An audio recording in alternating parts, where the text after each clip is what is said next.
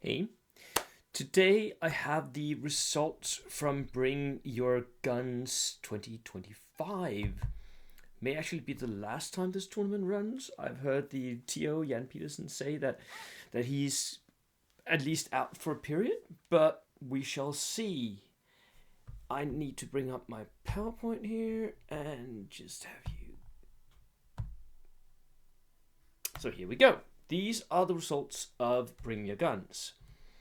The event itself was 1100 points. It was armies of, rulebook nations, 16 order dice cap, a maximum of 2 multi-rocket launchers, and 3 custom-made missions. All of them had objectives as some part of the mission. But the objectives were a little weird in that 9 plus armor could actually take objectives, and you had to have at least 6 men on them in order to take an objective. So they were not the standard objectives of the rulebook. There were 16 players signed up, and I did not predict the winners at all. Let me just get that out of the way.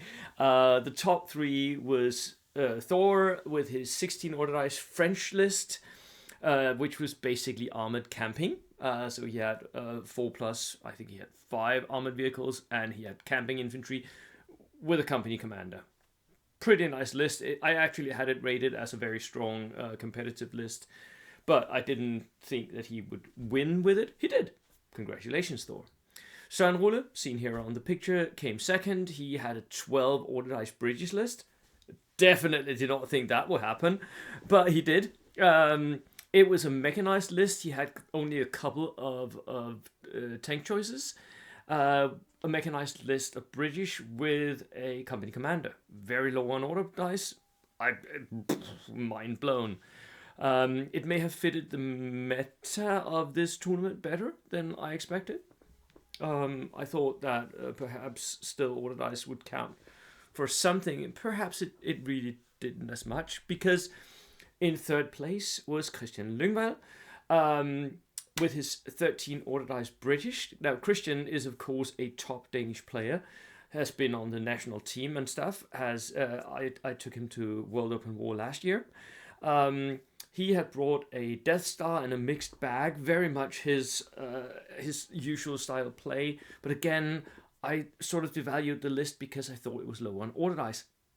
I was completely wrong. Is what it is. So these 3, I had thought it would be different people, and I thought perhaps that there was a list that had taken 3 or 4, a bunch of Hellcats would do better. It didn't. My main takeaways is that even in this weird meta with custom missions and different ways of scoring those objectives, company commanders still makes a difference.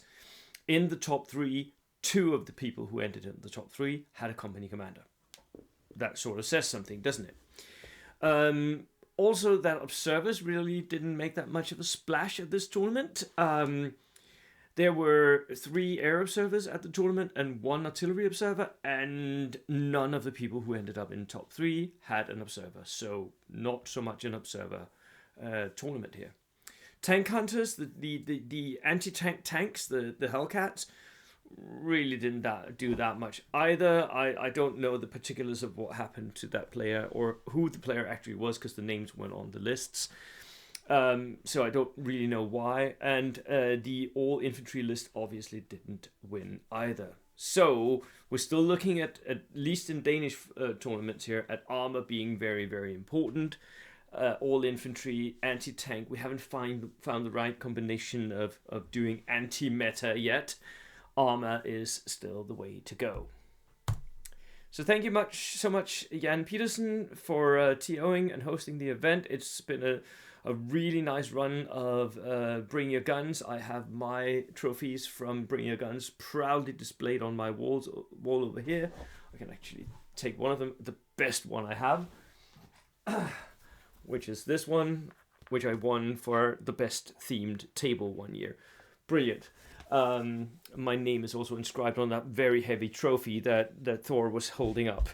because I also won the tournament 1 year. So thank you so much, Jan Petersen, for having run it. I do hope that someone else picks it up, or Jan will come back with the tournament next year. And yeah, that was it from me. I will see you next time. Cheers.